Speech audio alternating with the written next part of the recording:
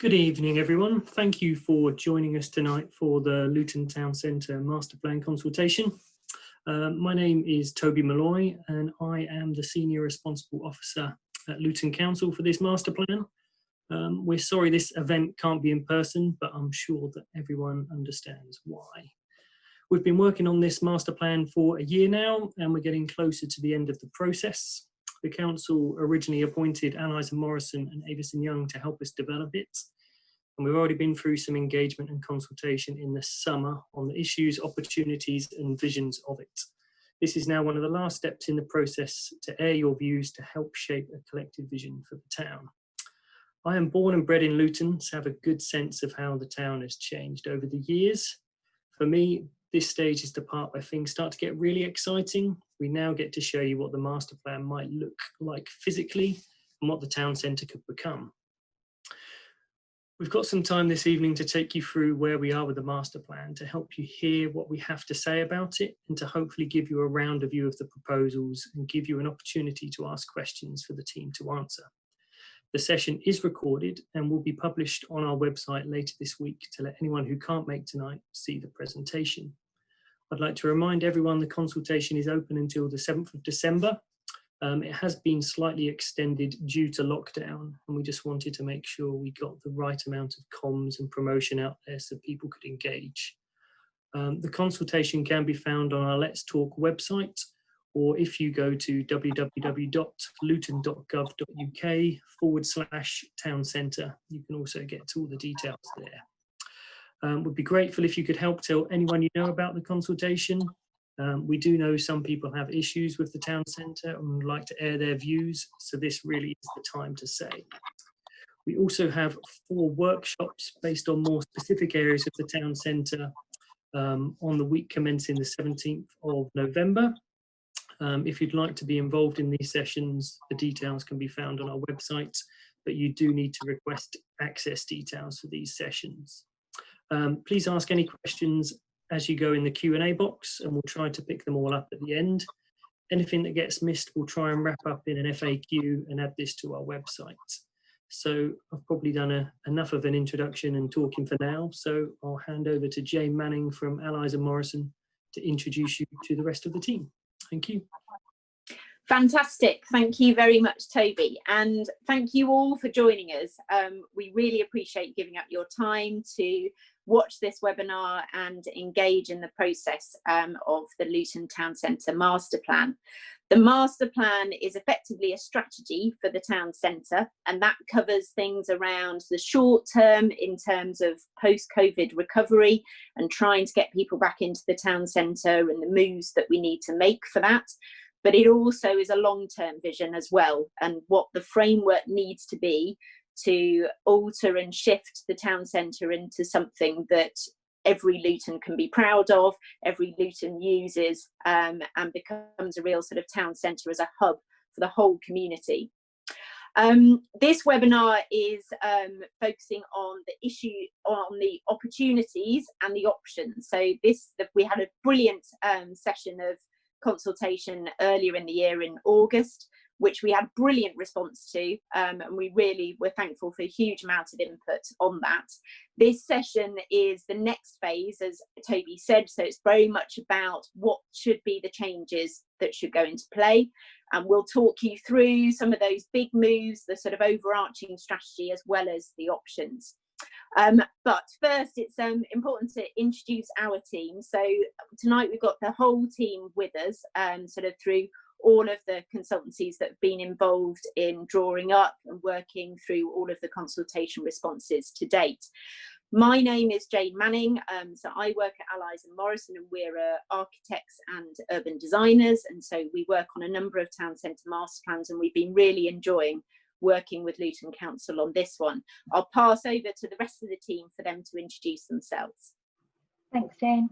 Good evening, everyone. My name is Lizzie Lancaster, and I'm an urban planner, and I'm part of the master planning design team at Allies and Morrison. Good evening, my name is Martin Saunders. I work for Avison Young. We're a real estate planning and regeneration advisory business, and our role on this project has been to help shape the master plan in terms of future uses and the sort of types of property we need, but also as we move through the process we're going to take you through tonight, then looking at delivery, viability, and how to essentially pay for all the great things that we want to deliver. Good evening, everyone. I'm Daniel Doris. I'm an associate consultant at Avison Young. Hi everyone, I'm Lorna. I'm a transport planner at Urban Flow, and we've been helping the team with transport movement, parking, walking and cycling advice. Good evening, everybody. I'm Mitch Cook. I'm a director at Greengage Environmental. We've been helping the master plan look at how it can bring urban greening forward, and also how we can integrate sustainability and the challenge of climate change into the town centre going forward. Brilliant. Thank you, everyone. So, as Toby mentioned, we're going to take you through a presentation that looks through the whole of sort of the big overarching moves as well as area-based opportunities. What we really like is for you to pop questions into the Q&A function as you think of them. So if there's questions that come to mind on particular slides or particular sections of the presentation, pop them in there and we will come back to them at the end of the webinar and look to have a bit of a discussion around some of those topics.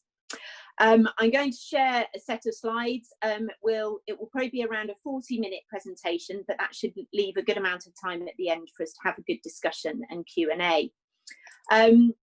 So without further ado, I will share the slides and talk you through this part of the consultation.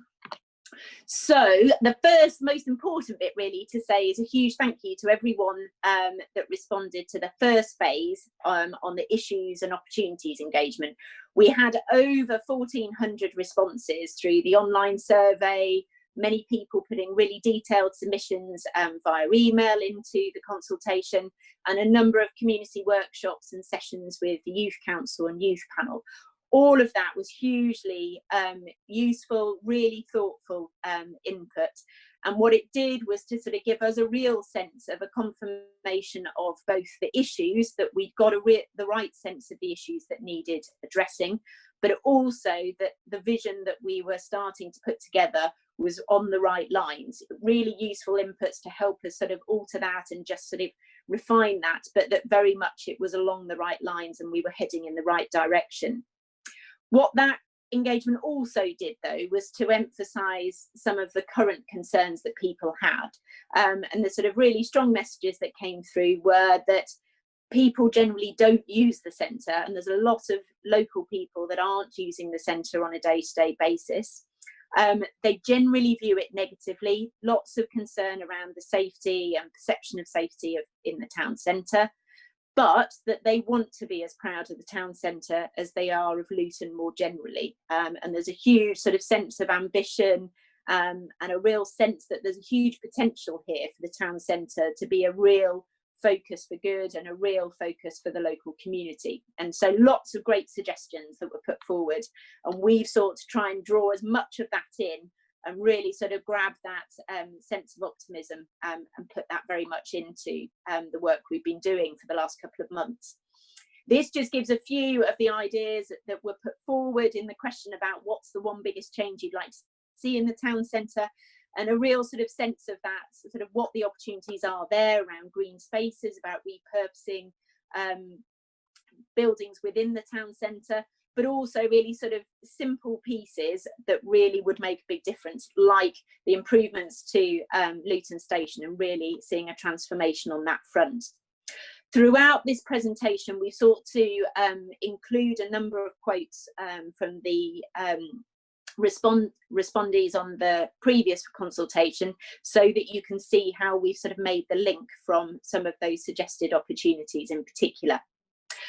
Now, the scope of this phase of consultation, the material on the website, and we'll go through that in a bit more detail through this presentation, but it's sort of in two pieces effectively. One is about the overarching strategy, the direction of travel that we're trying to push the town centre in. And then secondly, about a series of key areas where we think greatest opportunity exists and where change is most greatly needed.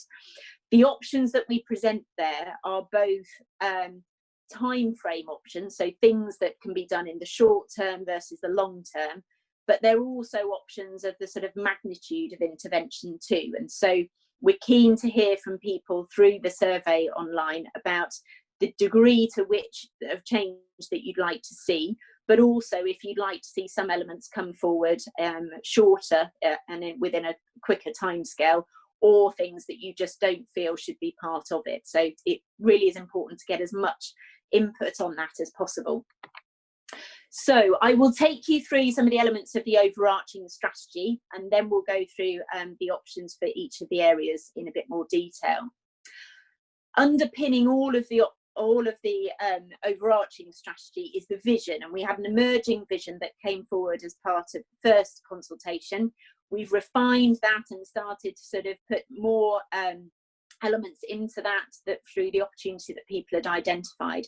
But the vision at its heart is still very much about evolving the new unique aspects of Luton and taking the pieces that are really good, the assets that are great about Luton Town Centre, and making them really sing and tying everything together. So within that vision, there's a number of themes. The principal one, though, is very much about ensuring that the town centre is a really welcoming place, that it welcomes people in to use the centre, that it's responding to the needs that people have, but also that it's welcoming to new businesses, to entrepreneurs, and to those outside Luton as well. Within all of that, under that sort of headline of welcoming, it also needs to meet needs, and that's not just meeting the needs of local people, but also meeting the needs of the changing trends that are taking place, and really understanding quite how it needs to evolve to support that and support the community at large. Another theme is about being more diversified, and in that we mean that for many decades, lots of town centres have their main focus has been around retail and shopping. Now we know across the country that all town centres need to evolve, and that shopping isn't going to be the sort of biggest and key land use necessarily in town centres in the future. And more importantly, there's a need to ensure that the daytime population in particular within Luton Town Centre is greater. So it's not just about people coming in to do their shopping, but it is also about people working in the town centre, people coming into the town centre to use it for community services. So it becomes very much a functional focus for people on a range of different uses. We also want to make sure that the town centre is connected, and that's both physically to its communities, that it's easy for people to get in regardless of mode, but also that it's connected to its heritage and understands a sort of uniqueness of Luton, that it doesn't become a clone town or trying to be something else or a different town. It's also within that themes around being digitally enabled, and so making sure that we are moving in the right direction in terms of the technologies that the town centre needs to respond to. And then last but not least is a really core theme around greenness, clean and green. And so this a big sort of element that came through in the first consultation was about the need for greater greenery in the town centre, that people really felt that was a big element that was missing. But beyond that, it's about actually what spaces can do in the town centre, and moving away from a position that at the moment around spaces generally feeling unsafe and people concerned about how they're being used, moving to a position where spaces actually have a real purpose, that welcome people in, they're well managed, and they feel safe and attractive to use. Now, at the moment, we sort of have a position where there are big parts of the sort of town centre that feel very much like their own zone, and they perhaps don't connect as well to each other as they could do. So part of the overarching strategy is really asking those questions about what the role of each zone of the town centre is and how we might diversify those roles, but also to better connect between each of the areas, and also ask some important questions about parts of the town centre that perhaps aren't working hard enough or aren't doing a good enough job at the moment. So in order to address that, we've identified 5 big moves that we think really sort of draw together all of the thinking on the town centre and underpin everything that the master plan needs to do. The first of these 5 big moves is really recognising what we already have and making best use of it. So the sort of term of upcycling what already exists. So it's looking at all of the assets, and that sort of being particularly around built form, so the buildings, the spaces, looking at quite the sort of those spaces that are underused in particular, so buildings that have vacancies in them, how we could start to bring those back into better use. And that might be around finding new uses for some existing historic buildings and then bringing back into play, refurbishing vacant buildings and finding new uses for those, but also looking hard at some of the spaces in between the buildings as well. Now that might be about just that sort of odd space at the end of a street. It might also be about some surface car parking and thinking how we could make that work a bit harder and balancing that in terms of the uses it needs to and the roles it needs to do. That sort of pulls on these sort of themes around the heritage assets. Now there's an awful lot of historic buildings still standing in Luton. The Cultural Trust Luton have done an awfully great job of bringing a number of buildings back into life within the Hat District, but outside of the Hat District there are a number of really lovely buildings that could be doing an awful lot more, and that feels a really important starting point. There are also buildings that perhaps we wouldn't consider historic gems, but they are really important parts of the existing fabric of the town centre. And what we want to ensure is that those buildings there is an option to look at refurbishment first, and that being very much sort of to support a sustainable response to master planning in the town centre, and particularly thinking about how refurbishment can start to improve both a building's performance in terms of energy use, etc., but also overall its embodied carbon, as it's termed, as its overall load, and therefore really seeing refurbishment as a sustainable answer within the town centre.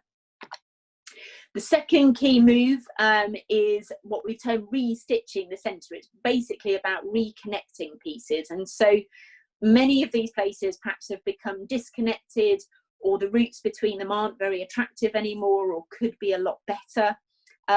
Particularly routes, so the sort of historic connections that once existed along Bute Street between the Hat District and George Street through the Mall, but also routes that have been lost and perhaps underplayed in the east and the west of the area, so from St George's Square up to Guildford Street, but also on the eastern side around Church Street and up to St Mary's Road, and really looking to see if we can open this up and link the whole town centre back together with really attractive streets. The third piece looks also at connections, but at a slightly wider scale. So this is really thinking about how people get into the town centre. And what we've noticed is that actually there's a huge amount of people that live a very short distance away from the town centre in the neighbouring neighbourhoods, but there are all sorts of obstacles to them being able to walk and cycle into the town centre. And so particularly around the ring road, the master plan looks at trying to improve the ability for walking and cycling to happen into the town centre.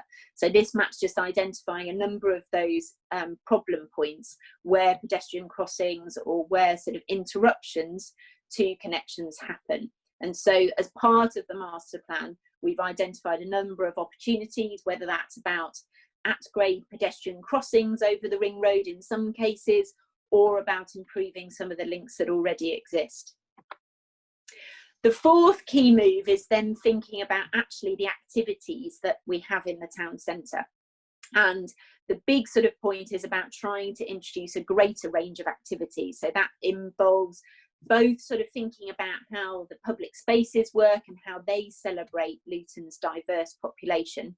And that might be through events programming, but also around perhaps some sort of specific elements in terms of shops and new entrepreneurs being very much welcome in the town centre, and how we might enable that and support it.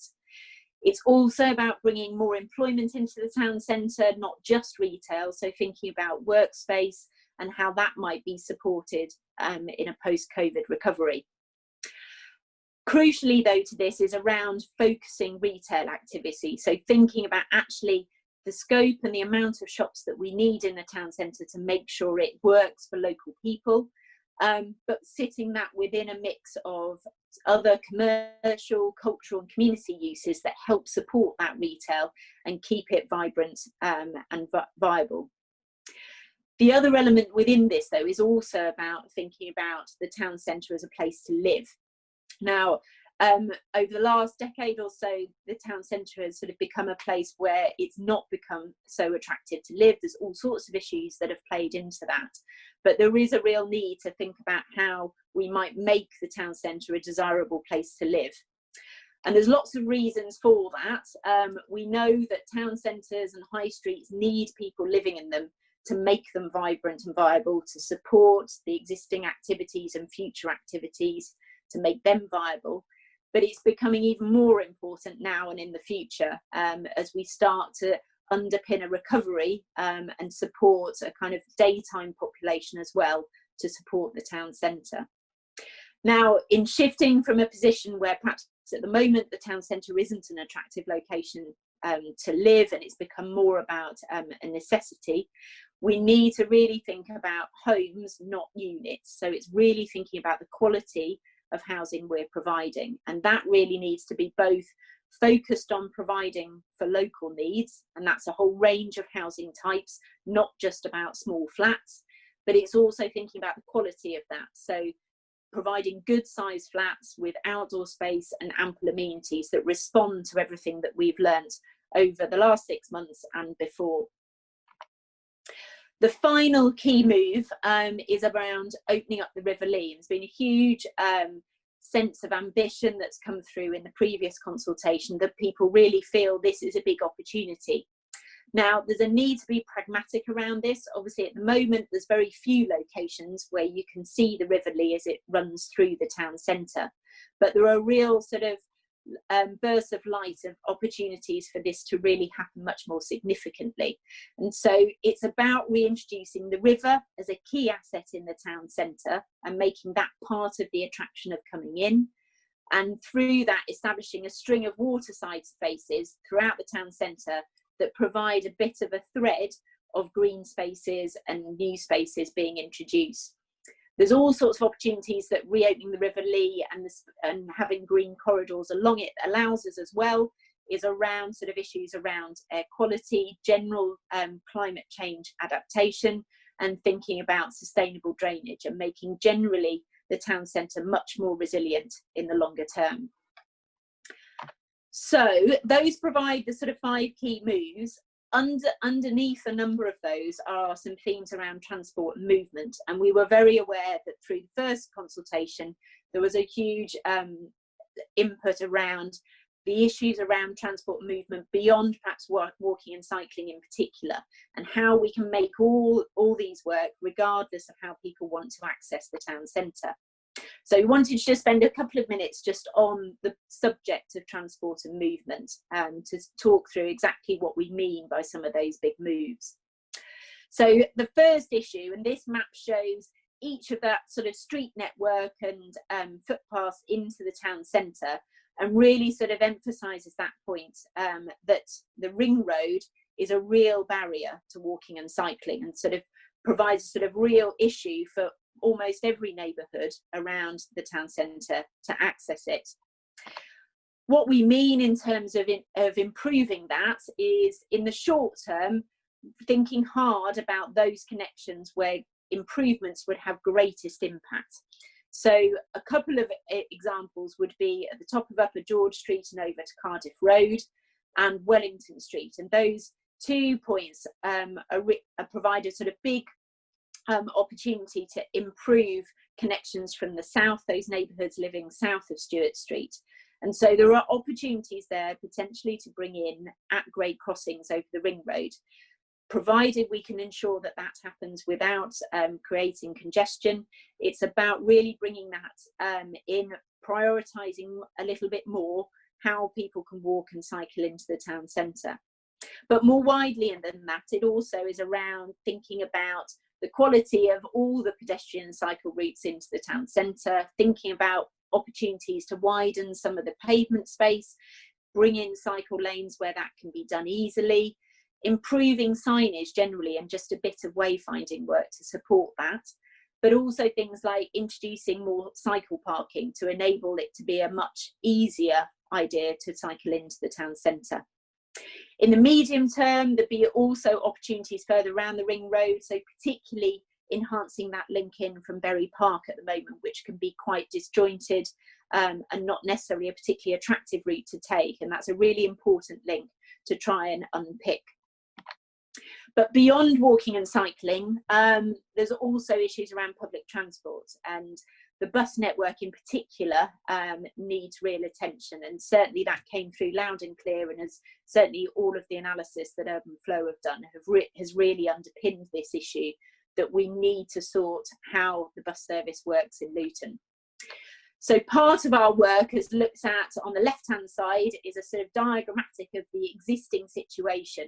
And at the moment, we have a very confused sort of series of routes and services accessing the town centre, and that also flags a point that some neighbourhoods have a number of different services providing access into the town centre, but some neighbourhoods like Dallow have no bus service allowing them direct access into the town centre. What we want to move to is a position on the right hand side of the screen that is around a more equitable provision and service into the town centre by bus, but that also starts to really simplify and rationalise some of those services so that we can make sure they're viable services, they support when you want to get into the town centre, not sort of suddenly cutting times off too early in the day. And that we use the ring road as a way to help support a number of hubs around it to provide access in. And so we don't have quite such a complex array of bus stops and waiting facilities in the town centre, that we have certain nodal points within the town centre that feed off that.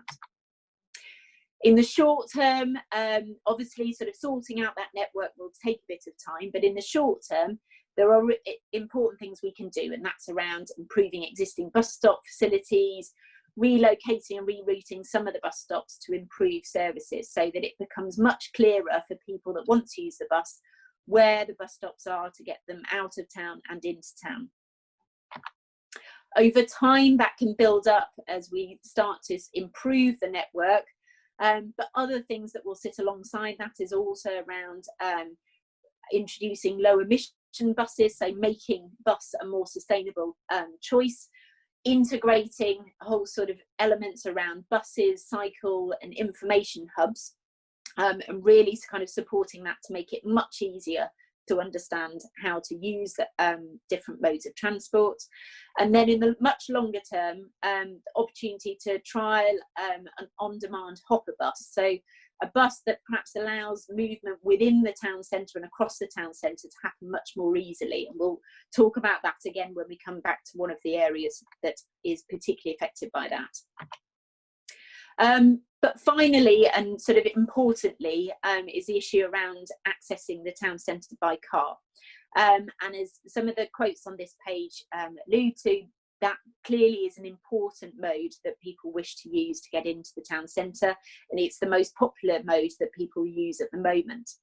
But obviously, in terms of the future of the town centre, we do need to start moving towards a position where we have slightly less private car usage within the town centre core, and where we start to prioritise more sustainable modes of transport and allow walking and cycling and bus access to perhaps start to take priority.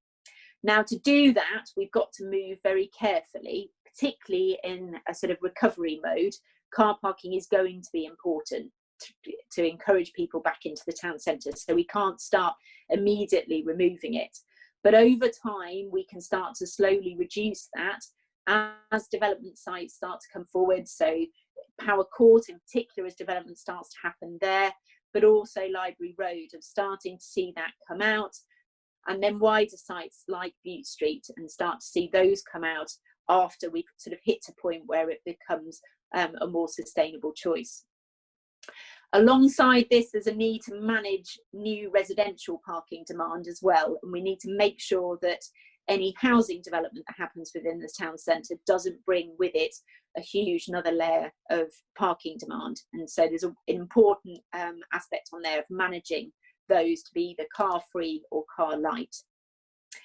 In the long term, we think it would be very advantageous to move to a position where we perhaps keep one central multi-storey car park, so at the core of the mall, as a town centre accessible car park, but start to move all the others out to the edge of the town centre. And so we're not getting quite the penetration of private vehicles into the core of the town centre, and we can release some of that space for greater walking and cycling.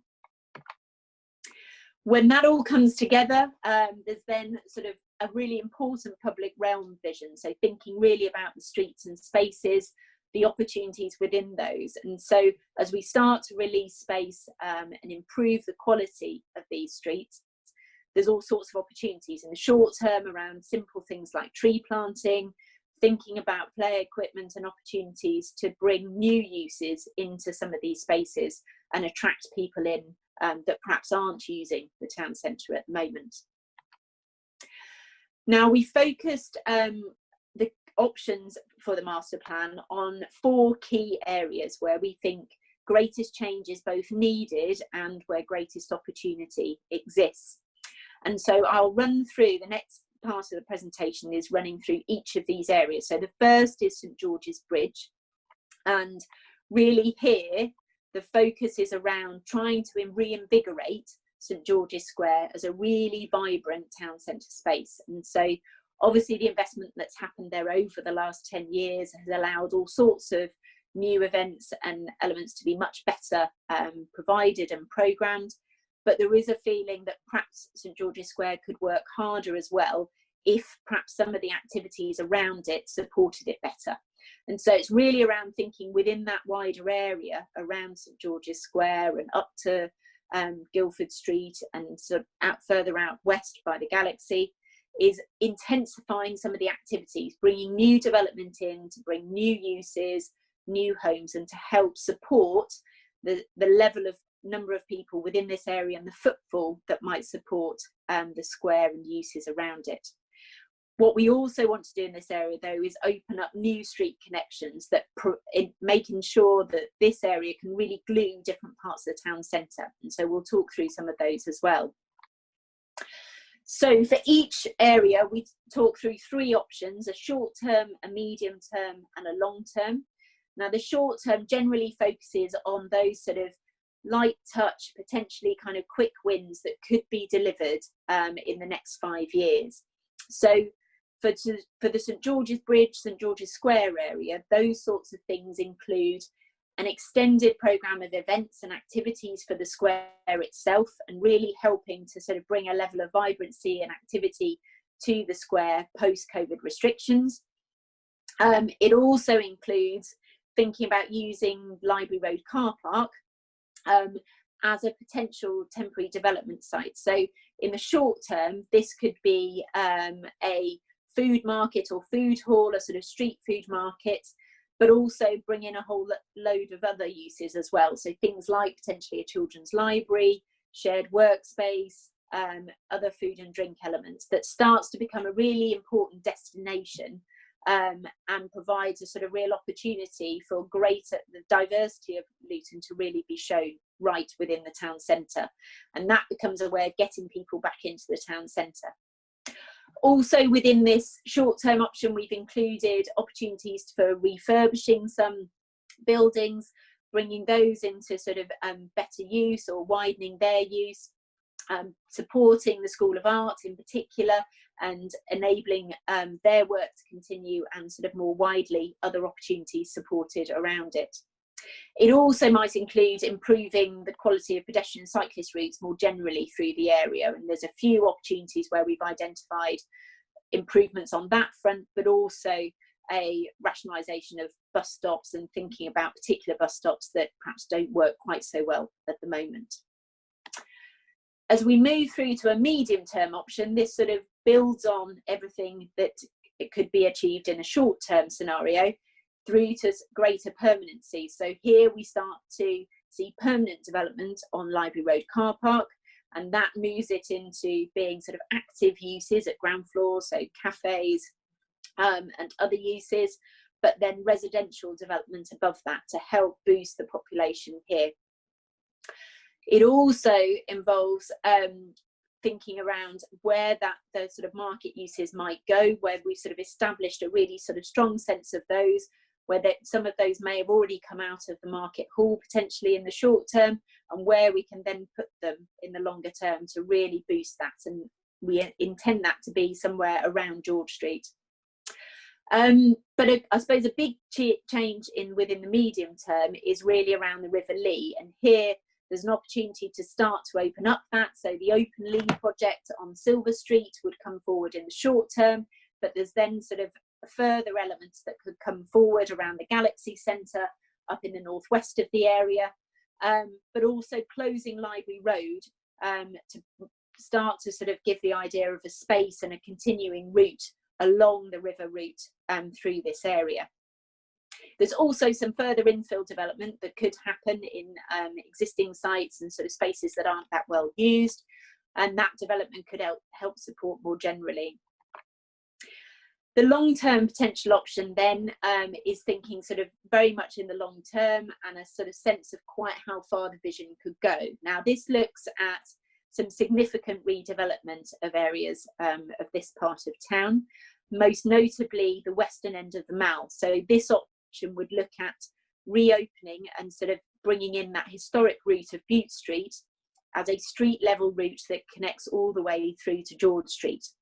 And so the intention here would be that we preserve and enhance a core Mall on the eastern side of that street, whilst redeveloping the western end as street-based retail and residential development on the western side, and that all of that provides a much stronger connection all the way through the town centre and brings Silver Street directly connected to George Street, but also provides an opportunity to consolidate some of that retail and bring in greater homes into this area. The other key opportunity that we've highlighted here, and this could be a long-term opportunity as well, is to potentially see the redevelopment of the Galaxy Centre. Now, this would be sort of a redevelopment as a sort of residentially focused neighbourhood, but could incorporate some of the elements within the Galaxy Centre and re-providing those as appropriate. For each of the areas, we've shown a sketch image to try and give a sort of sense of what that change might look like on the ground. So this is an image looking sort of northwest up Library Road at the moment, with Library Road car park on your right-hand side. As we move through each of the options, the short-term option with the temporary use on the Library Road car park and the market hall. In the medium-term option, then looking to more permanent development and the closure of Library Road as a route and bringing in park space along that as part of the wider River Lee Green Corridor. And then in the long term, reopening the River Lee through this piece, redeveloping the theatre and Thistle Hotel sites, and seeing a significant change all the way through this area. So that green corridor of the River Lee, but also significant development on either side to really boost the vibrancy of this area. If we move then to area 2, so this focus is very much on the station and then Classes-Lee and the Hat District area. And this here is very much about sort of building on the great work of Luton Culture Trust and the Hat District work of sort of hat factories, etc., but also really thinking hard about the area's role as a connector from the station into the town centre and also across to Power Court. There's a big need to improve the station. That's come through very much loud and clear through all of the consultation to date. And so that's a big priority. But there's also opportunities to really sort of support the historic fabric of this area, bring in and open up the River Lee as a sort of green element running through the area, and also some opportunities for infill development for new development.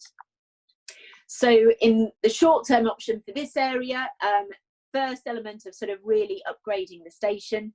In the short term, that's likely to be focused around a new accessible platform bridge and lifts, In further options, it's a much more significant transformation, but it's looking at what we can achieve within the next 5 years.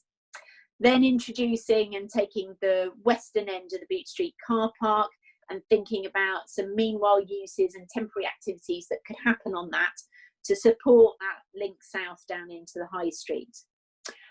Other opportunities, so at the sort of southeastern end of the Beach Street car park on Guildford Street, opportunity for new development there, and that could be residential and commercial use, but generally a focus in this phase around refurbishment, so thinking about some of the units on Lee Halls, of how they might come into play as residential units again, but also elements around John Street as well.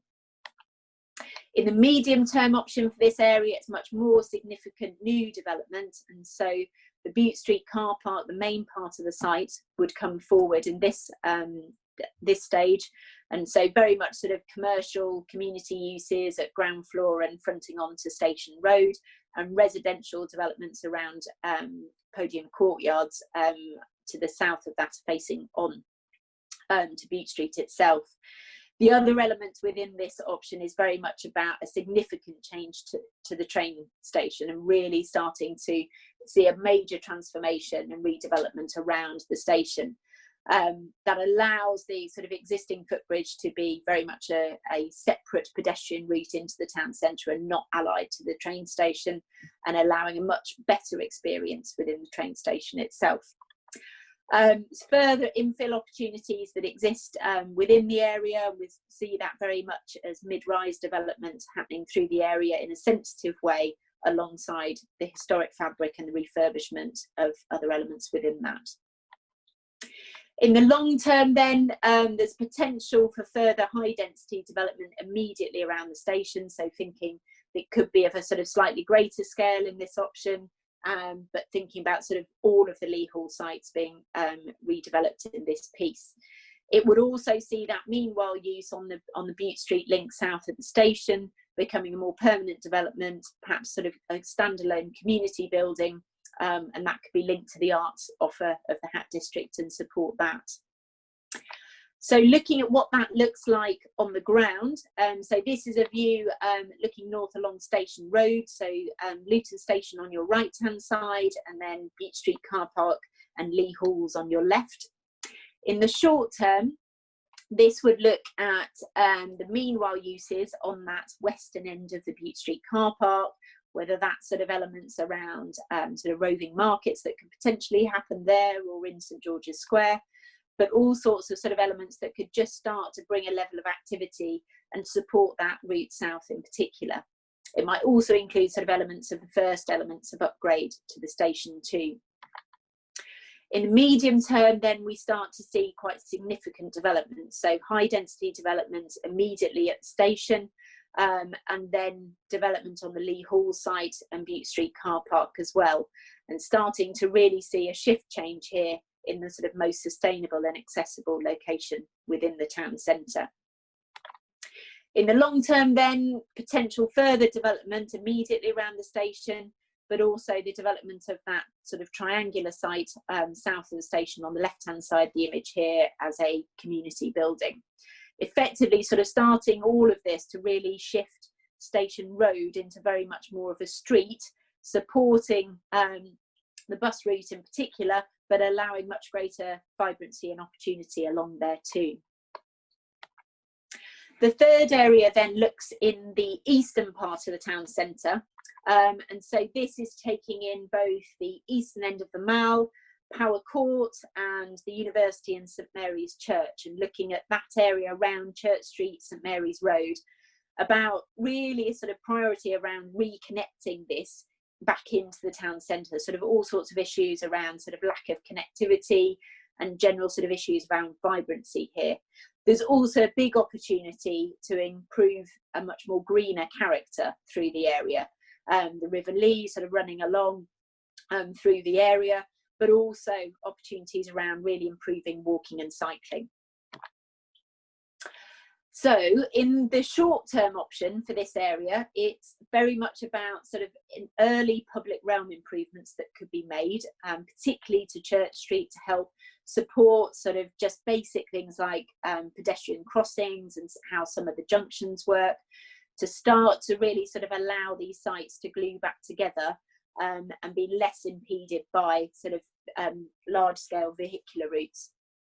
Opportunity to consult with some of the market traders within the market hall about potentially relocating. That could be linked to the Library Road car park temporary development site and bringing some of those great traders into a more central location and support those. There's also, though, opportunities for the first phase of work to happen on Power Court, and so this would perhaps see the western end of Power Court developed fully out for the particularly sort of residential-led development, but the opening up of the River Lee starting to really take shape through the site. It would also allow for the sort of early works on the stadium to take place and help supporting the viability of that coming forward. As we move through to the medium-term option, here's a huge amount of change happening. So it would deliver the stadium and the new home for Luton Town Football Club, but also other non-residential uses that are part of the planning permission for the site too.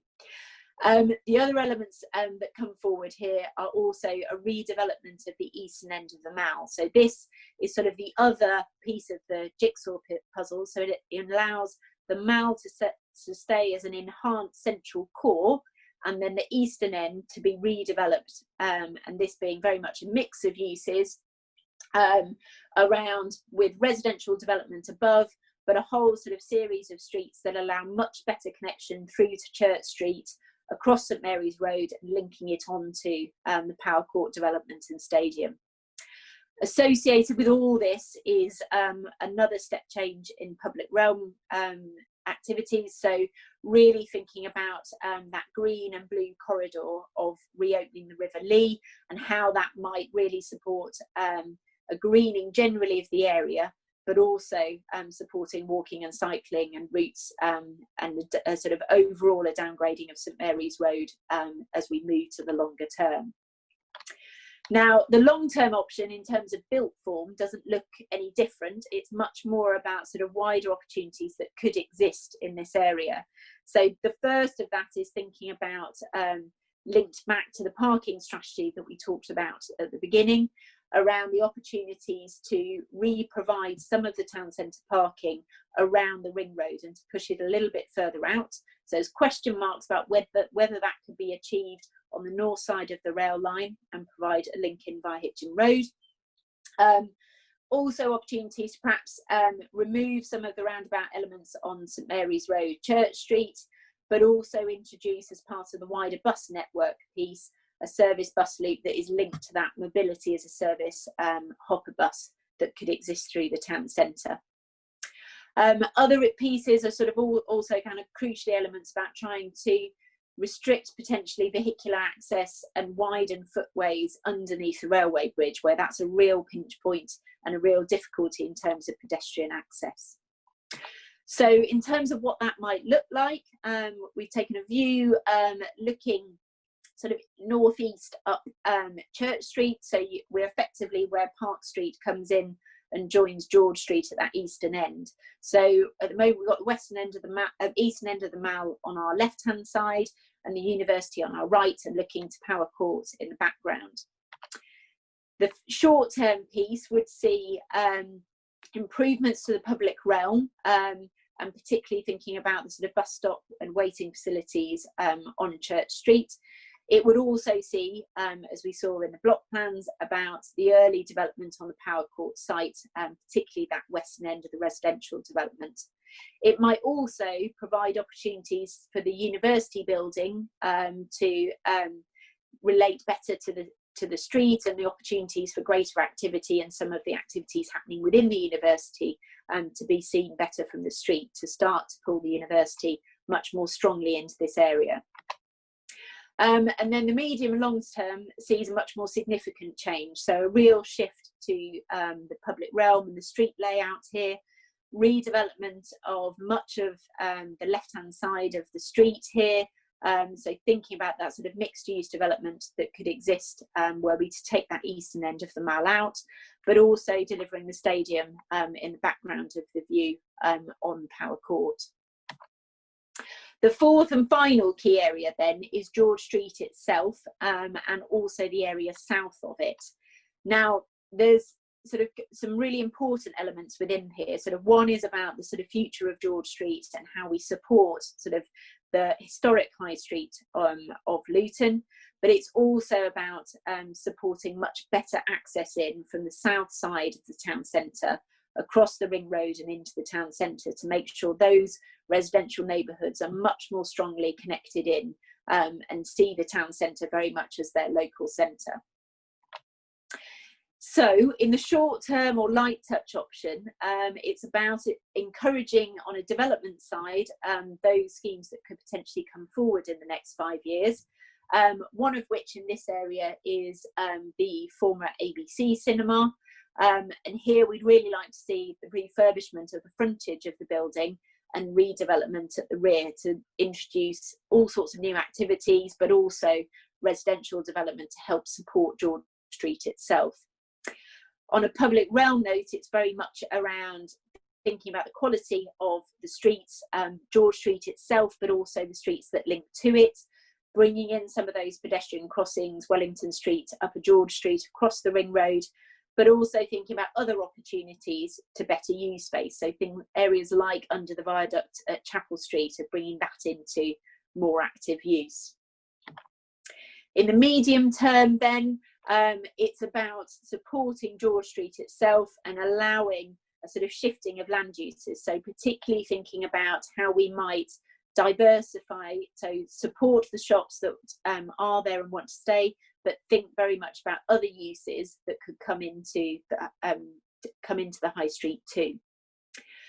It might also be about refurbishing some of the sort of underused or vacant buildings, and that might be sort of focused towards residential use, particularly where they're away from George Street itself, and bringing in a new enhanced entrance to the central core Mall off George Street, and really sort of supporting that core area of Mall to really be viable in the long term. In the long term then, we see an opportunity potentially to open up George Street to a mobility as a service, a small on-demand bus, effectively really supporting access right into the heart of the town centre for those that aren't able to walk and cycle into the town centre, that have issues around accessibility, but it might also help to introduce another level of movement on George Street itself and help support the sort of viability of businesses and activities along George Street. There's also further opportunities for redevelopment around particularly Stewart Street, around the Ring Road, and further development that could come forward as part of that to better support the town centre overall. The other piece that sort of sits within this, obviously, is the link that comes as part of the St George's Bridge area, of Bute Street being opened up as a street link into George Street. So you both have an enhanced entry into an enhanced core Mall, but also a street, and highly attractive frontage street, directly linking into George Street, and so avoiding any of the issue of the barrier that the Mall might pose at the moment. So if we look at what that might look like on the ground, so this is a view looking kind of southeast along George Street, with the entrance to the Mall on the left-hand side and the former ABC cinema on your right-hand side. In the short term, that would look at some level of improvement and just low-level improvements to public realm along George Street, but also starting to support some improvements to shop fronts as well. It would include significantly the redevelopment, so the refurbishment of the frontage of the former ABC cinema and the redevelopment to the rear. In the medium term, then we start to see improved access into the Mall, into the core Mall, further shopfront improvements, and then more significant investment in the public realm itself, all the way along George Street. Now, in the long term, that could include a hopper bus coming into play. Obviously, at one point, many decades ago, George Street supported many vehicles coming up and down it. We don't feel it's appropriate by any stretch to reopen it to all vehicles, but a small single service of on-demand hopper bus coming down the street would feel like an important benefit to the area. So that concludes a sort of set of presentation to take you through the overarching strategy and what some of those options look like for each of the areas. We'd really like to take your questions and as a team try to explain some of the thinking behind it and some of the details that you perhaps have questions on. But to help prompt you, a few questions here, I suppose. Do you think we've gone far enough? Or perhaps on the other side of that, have we gone too far? Perhaps in some of that long-term elements, do you feel some of the ideas are pushing too far? Perhaps sort of questions around what we've prioritised in the short term. We've sought to really try and focus on helping to change impressions, give people a reason to come into the town centre, new activities, but also support those developments which can be delivered in the short term and crucially help increase the range of activities in the centre. It would be great to kind of get your thoughts, anything that you'd like to know more about. I'll stop sharing my screen now and Lizzie will help feed through any of the questions you've already put into the Q&A function, but please do keep feeding them in and we as a team will look to answer them as best we can. Thank you. Great, thank you, Jane. So yes, just a reminder, that you can kind of continue to submit. Thank you for those who've submitted questions already, that's great. We'll endeavour to answer those, but yeah, just use that kind of question and answer function at the bottom there. Perhaps to get us started then, there's a question here about attracting businesses to Luton. So on the issue of reshaping the business occupation within the town centre, great to hear that we're looking to adapt to the modern climate. With that said, we have lost a lot of key businesses in the last few years. What are we looking at doing to attract the types of businesses that would make Luton town a desirable prospect for people to visit? So perhaps Martin is best placed to answer that one. Thanks, Lizzie. Well, I suppose, yeah, one of the big things we've been doing with how we've looked at the master plan is to look back at the really important role the town centre used to play probably a few decades ago now in the sort of economy of Luton and even sort of the region more widely. And I think what we're really trying to do is then use that as a sort of thought to say, well, actually, what's happened to those businesses? Where have they gone? A lot of them have moved out of the town centre with a lot of the business parks that have been developed around the town. So I think the key for us is to understand why that's happened. Well, firstly, it was about the quality of accommodation and the ability to access the types of space that those businesses needed at that time. So I think one of the things we're looking at within the master plan, as Jane's explained, is to incorporate sort of more modern forms of workspace, essentially. So whether that's sort of small offices, whether that's studios for artists and sort of creative business, and even potentially around the periphery of the town, sort of more workshop based for business that still have an industrial production based activity. I think one thing we are going to see, and particularly we're trying to embed in the master plan, is that this isn't necessarily a story of trying to bring big floor plate offices, so big glass boxes, back into the town centre and away from those business parks. I think there's a different market for the town centre, particularly as the last 7 months have taught us around the people's ability to work remotely, the way big corporations are now looking at decentralising some of their activity closer to where their employees live. Now that leads to an interesting opportunity for Luton, because a lot of people who do work in central London choose to live in Luton as a borough and commute from either the town centre or from Parkway Station into London every day. That's clearly not been happening as much recently, and there's an opportunity there to bring that together, people's remote working with the strong startup business economy that we have within Luton, but actually completely is neglected in the town centre at present. So we think from a physical point of view, we can deliver different types of business accommodation within the town centre. But we think it has to go beyond that, and that's why there's a big emphasis around the nature of public realm, the quality of place within town centre, and then the amenity uses as well. So the supporting infrastructure, sort of cafes, sort of the retail offer, food and beverage more widely, so that actually it becomes a place where if you're an employee of a business, you want to be. If you bring all of that together, then we think there's a really strong story here and a really strong opportunity to bring business activity back in. I think the final piece on that is it's not just about physical interventions we make, it's also about how the physical master plan aligns with some of the support services. So conversations allied to the master plan have been around talking to the university about how not only do we keep their graduates in the town centre when they start their own businesses, but how the support services that the university gives to businesses in the locality can be focused into the town centre. And maybe if we're providing workspace, we also have a business support programme that goes alongside that. So we think there's that dual purpose of entities like the university, and they're not the only ones. So when we look at the Culture Trust as well and the work that they're doing with creatives, that has similar implications. We think take all that together, and that's where that opportunity for business use comes from in the future. Great, thank you. So you were saying there are other things that play an important kind of role in delivering a kind of successful town centre in terms of including like public realm and high quality kind of green spaces. And so we've got a question here about green spaces. So are we able to find quick wins in small pockets of green space in terms of developing them to allow for social usage? So i.e. on the High Town end of the station, there's a small green area nearby Midland Road that would be great to develop further. So perhaps Jane, Mitch might want to come in on this one.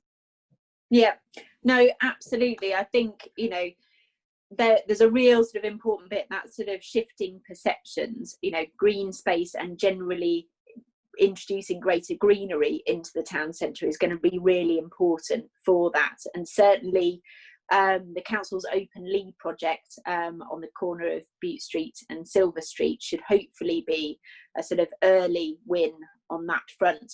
But I think your point around some of the sort of smaller pockets that exist more generally, I think would be a really good way of starting to improve that. And really, so that example of that space on the high town end of the station in particular, I know exactly the one you're talking about. And I think there are really lovely opportunities sort of around the edge as people start to come into the town centre, that it might sort of just start to lift the image and perception of how people feel about the town centre more generally. So I think that's a good point. I think we've highlighted a number of the kind of key spaces within the town centre and perhaps focused more on greening of the routes, particularly sort of tree planting, etc., entering into the town centre. But I think it would be good to think about some of those really small pockets, perhaps, and the ability to which we can start to fund those and include them in the short term. So yeah, no, really good question. Thank you. Mitch, did you want to add more on that? The only thing I would add is absolutely small spaces, medium-sized spaces, large spaces all form part of that green grid. And I think it's important to emphasise that the toolkit that we've been looking at for green spaces incorporates what you can do at a range of different scales. And that they create really important stepping stones, not only for biodiversity, but for people's interests, so to encourage movement of people. And they're just part of an overall strategy of urban greening. So good suggestion. Great. I know, sorry, it's probably worth also mentioning that we've currently got a funding application in for the European Regional Development Fund for a park on Bute Street and Silver Street on the former car park. And as a council, we hope to hear about that funding success in December. And if that's something that comes off, we can deliver quite a good sized park right in one of the main entrances into the mall and down from the station. Great. Yeah, I know from the phase 1 consultation, I think one of the concerns was about how, green spaces are all well and good, but how are you going to kind of prevent kind of antisocial behaviour and that kind of thing? Maybe it's worth touching on that now as well. Jane, do you want to go for that? Yeah, no, definitely. I think it's a sort of very genuine concern, as you say, Lizzie. I think, people's experience of the town centre over the last 10 years in particular, and sort of particularly in recent years, there's a real concern around sort of antisocial behaviour, sort of safety, and that any space within the town centre has become a sort of magnet for bad behaviour, perhaps, rather than good. Now, obviously, sort of this has kind of significantly sort of informed quite the approach we've taken to public realm and how we might enhance things. So I suppose the sort of key elements to it, one is that sort of the location for new spaces has been thought about quite carefully, for that very reason. So it's about trying to, where we are introducing new space, it is in locations where we can ensure strong frontage around those spaces. So where it's either sort of adjacent to new development that would have new uses at ground floor, residential uses above. And so it sort of provides the kind of eyes on the street and the sort of greater sort of surveillance of the spaces.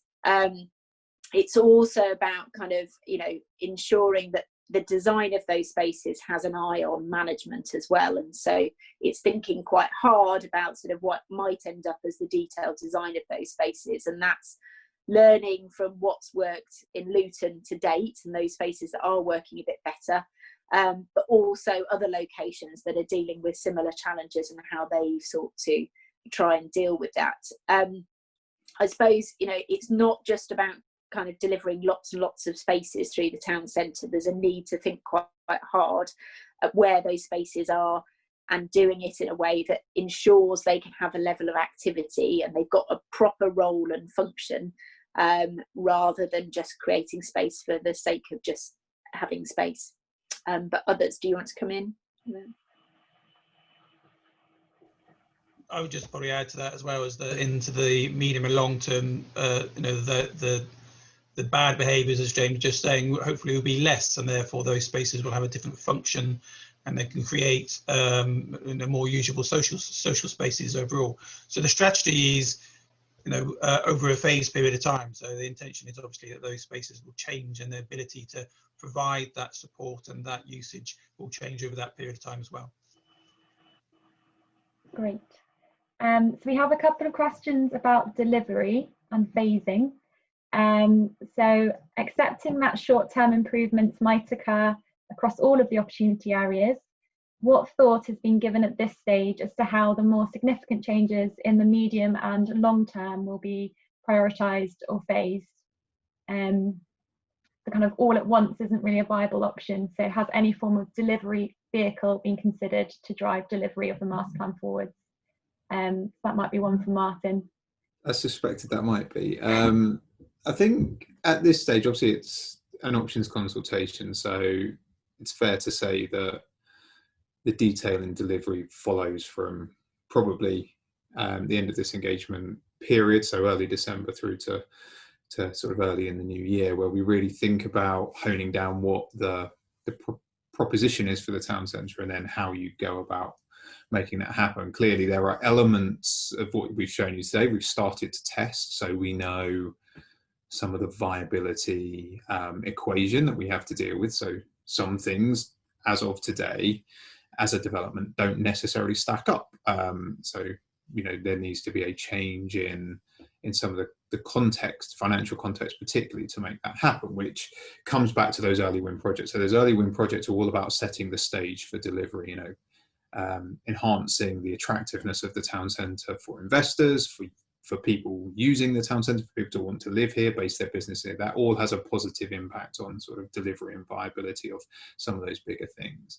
I think then we start to factor in, as we have been, it's not as simple equation of just saying, well, now we make enough profit on building something to make it worthwhile. There's also a whole series of sort of technical constraints we have to deal with. So firstly, there's simple things like there are businesses in a number of the properties we're talking about. So when we look at something like as complex as the Mall, for example, where we're suggesting elements of that could be redeveloped in the future, firstly got to deal with not displacing all of those retail businesses and making sure that there's a way of working with their leases, the time they will spend in the Mall, to make sure that they can survive and they can trade. So there's a complication about, we can't do everything at once, because things like that will prevent us, and rightly they should. I think there's then the technical constraints around infrastructure, around how we deliver all of the pipes and wires we need to do some of this development. So some of that will play out naturally. Some of that will naturally phase development just by when you can actually deliver sites. I think the bigger question though will be around how mature the market is itself. So obviously anything we build, we are trying to sell in one way or another. So whether that's we're selling houses to people to live in them, whether it's we're renting business space, or even if it's, the council occupying a new library, that all has to be able to be absorbed by the market. So there has to be enough demand. One of the things that's very clear, particularly when we're talking about the residential side of the development, is if all of those sites happened at once, you'd have multiple hundreds of units coming into the market at any one time, and clearly that isn't going to work. That's something that the market couldn't support. So absolutely, we're looking at trajectories of delivery in terms of how much can the market support at any one time. What are the other forms of demand? Because it's not all about market demand. There's needs for affordable housing that the council might operate. There's needs for sort of leisure and community spaces that are all important. So how do all of that sort of three-dimensional puzzle come together so that we can then look at what's a sensible trajectory in terms of amount of development? I guess then the final piece of that jigsaw is nothing to do with the market. It's nothing to do with viability. It's also around where do we want to make those early interventions? So where can we do that thing I said right at the start of this answer, which is create a better condition for the future. So there will be opportunities that James talked through where we absolutely see an importance in something happening very early. Those situations might be where particularly the council with its assets might need to intervene at a sooner point than maybe the financials tell you is sensible, so that we start to unlock that opportunity. You capture that value back eventually by things being worth more in the future and there being more demand in the future. So I think there's a sort of complex puzzle we're working through in how to make that happen, but certainly, as James talked you through, in each of our sub areas there are a series of things that we know have to happen quite soon, or at least first in a sequence, to allow those others to happen. And then from there, it's working with the landowners. We've been engaging with all of the key landowners in the town centre, so whether that's Capital and Regional, 2020, Schroders for the Galaxy, so on and so forth. They've all been part of the conversations around, what can happen, what is feasible, and they will be part of that conversation over the next few months to make sure that we understand their desires, their objectives, to make sure that there is that phased plan going forward. Great, thank you. Linked with what you just said, Martin, someone's asked a question about whether or not we can be confident that Luton Borough Council will execute these kind of ambitious plans that we've presented, particularly given, all the other kind of high funding demands at the moment and over the years ahead. So maybe Toby, you might want to jump in on this one, or Martin, or again. I'll give a little bit of context on the council on this one. The council's actually in quite a fortunate position that it's incredibly asset rich in the town centre. We have quite a lot of land, we have a lot of buildings that we can do stuff with. Obviously it depends on the council's appetite for risk and funding developments, but there's lots of different models we can consider to do this. In the simplest form, we could take all the risk and fund it all ourselves if that's what we decided to do on our land, or we could look to develop partnerships where we share the amount of investment and risk with partners, or we could essentially sell our sites if we wanted to gain a capital receipt and hope that a developer comes along to develop what the master plan says.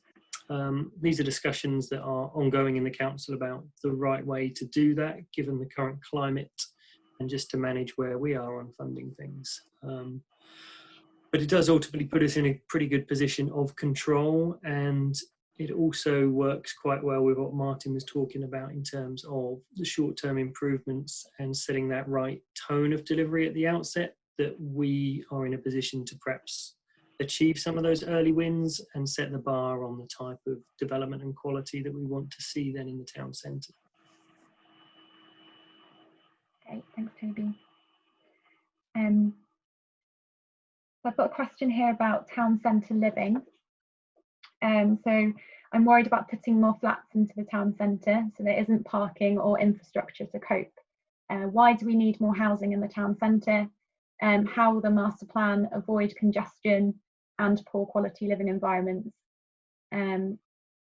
So perhaps Lorna, you can touch on the kind of parking and infrastructure bit, but does Martin or Jane want to start on that one about why do we need more housing in the town centre?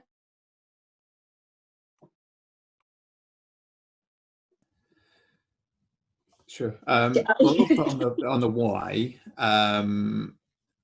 because it actually comes from a slightly different angle to maybe as expected. I think one of the things we've seen over the last sort of few years is the way people's shopping habits have changed. And so if we think about the town centre for a moment as a retail entity, what we've seen is a number of things happening, and particularly there's online shopping, of course, we can't get away from that. So there's a bit of a decreased demand for physical retail space within a town centre, because a proportion, an increasingly large proportion of spending is done online. I think the other thing we've seen is the way people, particularly in and around larger urban centres like Luton,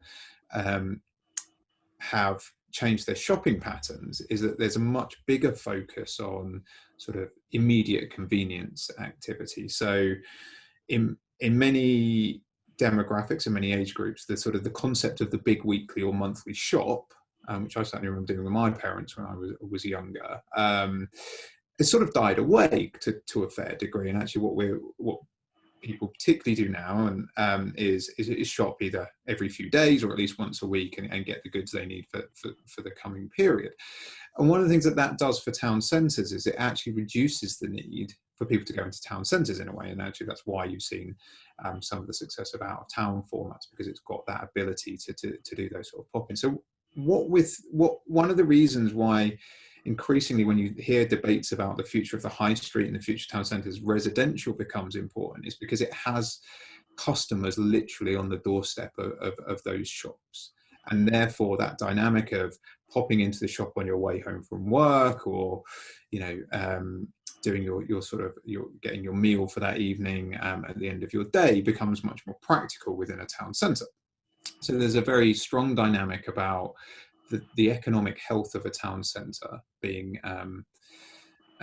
intrinsically linked now to how many people live within or in very close, probably walking distance of that town centre. I think the second angle on that also goes back to a point that was made earlier, which is about passive security and changing that environment and the sense of ownership of a town centre, particularly as the retail sector has struggled, as some of the leisure sector has struggled. Towns have become somewhat bereft of life outside sort of your 9 to 5 trading hours. So again, having people back in town centres allows them to have that surveillance, have life after those core trading hours, and sort of have a much higher perception of safety and that sort of passive security that's really important in terms of the way people will feel safe. That then has a positive benefit because people will want to use the bars and restaurants and cafes in the early evening when it's sort of getting dark and all of those things, where maybe at present time they feel a bit inhospitable.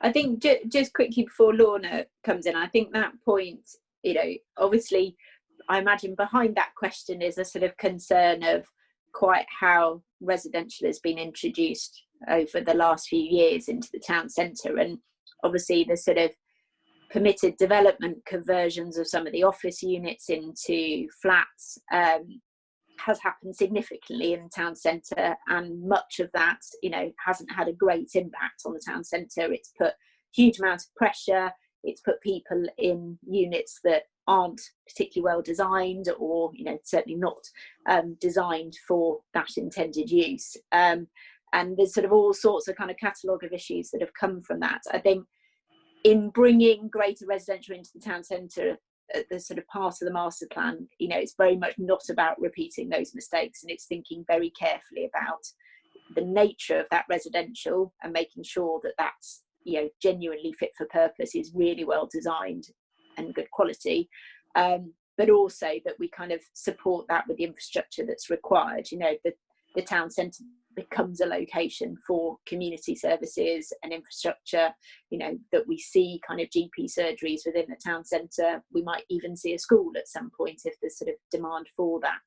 And it's thinking hard about that, you know, the sort of transport side of it. Lorna will pick up on the sort of obviously other infrastructure bits in that question, I'm sure. Thank you.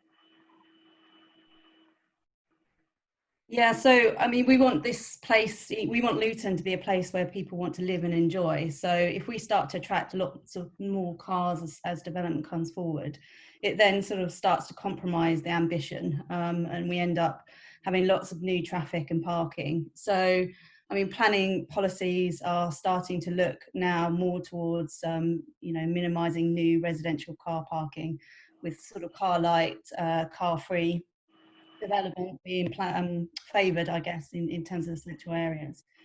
So new incomers will be attracted to the town centre as a place rather than a way of sort of travelling, and certainly, you know, deciding to live in Luton to enjoy Luton rather than travelling elsewhere.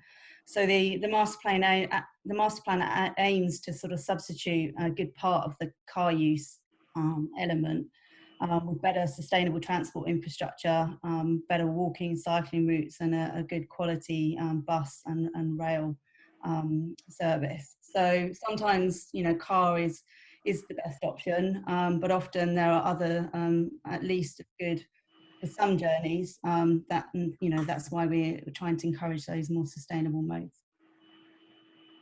Great, thanks Lorna, and Jane and Martin as well. We probably have enough time for 2 more questions. So another one is kind of, we've spoken about delivery a bit already, but there's another one on delivery, which is, has any form of delivery vehicle been considered?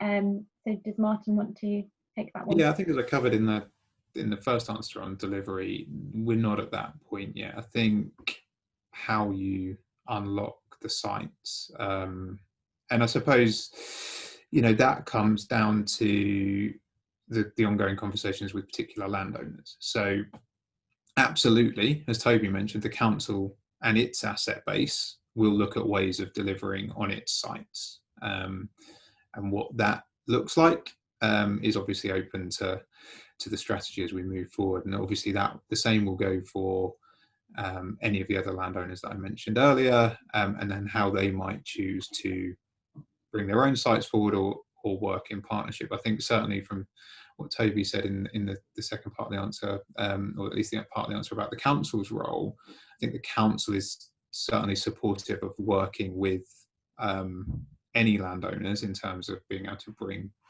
development forward, either with a sort of, I was going to say, a passive role then in terms of helping inform and shape and make sure that sites do align with the master plan and the principles of the master plan, if not in the detailed design, but also, you know, if there's a more active role they can play working with people, then I'm sure that's something that they'll investigate. But in terms of sort of formal delivery vehicles like you've seen in other town centres across the country, no, that's certainly not something that has been looked at yet. Great, thanks Martin. And we've got one final question for now. You can definitely go online and keep asking questions afterwards. But this one says, I did my dissertation on reimagining Luton Town Centre, so I'm very glad to see this master plan unveiled. That's great, and it'd be great to read that. It's a question about nightlife. So how will nightlife play into the master plan alongside the overhaul of the station? So I found that many people travel outside of Luton for nightlife and leisure, which is a shame. How does the master plan address this and keep people in Luton? So Jane, do you want to start on that one? Yeah, no, quite happy to. I think one of the things that was really flagged through both the team's analysis early on in the year of the town centre and what it was offering, but also confirmed through the consultation we did, was a real sense that, you know, there just isn't the sort of restaurants, cafes, bars, nightlife generally that you might expect in a town centre of Luton's size. And it sort of feels that sort of become kind of self-perpetuating. The less there is, the sort of less there's going to be. certainly we see it as an important part of that sort of diversifying the uses that the town centre is known for. Now, there is a sort of, you know, generally sort of in many town centres there's a nervousness about sort of reintroducing nightlife, but certainly in the same way, and Martin can kind of touch on it, but that in the same way that retail and shopping has gone through different trends, you know, as has nightlife, we all sort of enjoy nightlife in a slightly different way than we perhaps did 20 years ago. And so there's perhaps less of a case for being too nervous about reintroducing elements of that. But certainly the sort of where we see opportunities to bring in restaurants particularly, and perhaps sort of more family friendly, I suppose, focused activities and the sort of restaurants and cafes that might support that, that sort of feels like particularly a useful early win that could start to be introduced, and allied to that all sorts of kind of leisure activities that might sit alongside that. And then perhaps there is sort of then that sort of widening out as the town centre becomes known as a safe and attractive place to go out. It then sort of might allow it to kind of grow into a more significant nightlife. But others, if want to come in on that.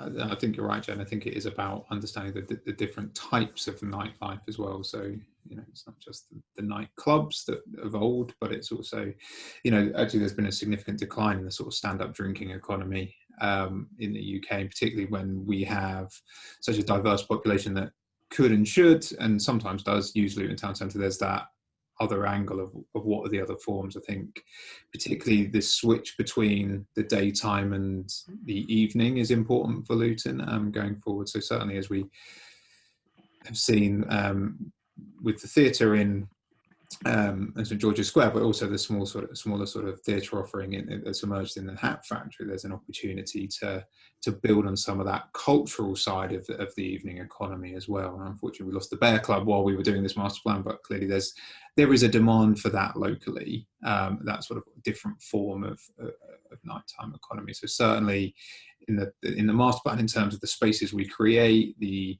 locations of different types of property, we're hopefully setting the conditions for that to be able to happen as well. I think it's also worth mentioning that licensing has perhaps been a challenge to some of the nightlife historically in Luton. So this master plan gives us the opportunity to plan in where that nightlife can be, where it isn't going to be so compromised by being in close proximity to residential. So you can have focused areas which won't be complained about all the time by the additional residents that are living in the town centre. Great. Maybe just I'll ask one more quick question about about Power Court, which you kind of mentioned in the presentation a bit, and how actually that's a really great opportunity, and the success of Power Court is absolutely integral to Luton Town Centre to kind of improve it for this attendee. So are there any comments? Jane, do you want to touch on Power Court and its role for the town centre? Yeah, no, certainly. I mean, Power Court's a really important element within the master plan. Obviously, it's a sort of the most significant site in terms of area and what it can deliver within the town centre. And so a big part of the master plan is trying to make sure that that development and everything that it is knitted fully into the town centre. So it's sort of taking all the benefit that we can possibly do and supporting Power Court back as well. Certainly through all of the work that we've been doing and the sort of conversations and work that we've done with 2020 and Luton Town Football Club, there's a real kind of opportunity to try and make the sort of particularly that western end and that coming forward in the short term perhaps, and that particularly I suppose sort of linked to some of the aspects we've been talking around in terms of sort of nightlife and leisure, you know, bringing some of those activities into that ground floor, sort of part of the outline permission that exists for the site, and bringing that into a form sort of around a reopened River Lee and creating a real sort of hub for that allows for different locations within the town centre to provide part of that role. Certainly kind of supporting it more generally, I think, in terms of coming forward and allowing the football stadium in particular to kind of come forward at the earliest opportunity. But obviously all that is sort of, there's an important sort of viability bit of getting enough development on site to help enable that to come forward. But certainly, yeah, a really important part of the master plan. Great. I think we've probably come to the end now of our session. We're a few minutes running over a bit. So, but as we've mentioned, definitely go online. At the end of this session, you'll be redirected to the website with our email address. So do get in contact with any other questions. We'd love to hear from you. Brilliant. No, thank you all for joining us. And yes, please do continue to send questions through either via this webinar link or directly via the website. And we'd be happy to try and answer those questions as well. So yes, thank you all very much. We really appreciate all engagement in this phase, a really important moment in the Master Plan project and Luton Town Centre more generally. So please do let others know, and we want to get as many input to the consultation as possible. So yes, thank you very much, and we hope to see